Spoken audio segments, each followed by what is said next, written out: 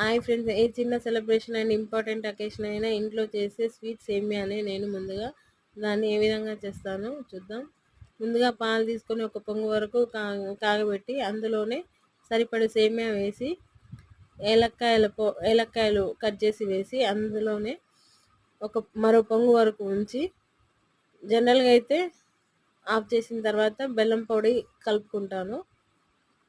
ఇప్పుడు మాత్రం పిక్లో కొద్దిగా షుగర్ వేసాను, అంటే స్టార్టింగ్ సేమియా వేసే ముందే షుగర్ వేసాను. ఆఫ్ చేశాక కొద్దిగా బెల్లం పొడి వేసాను.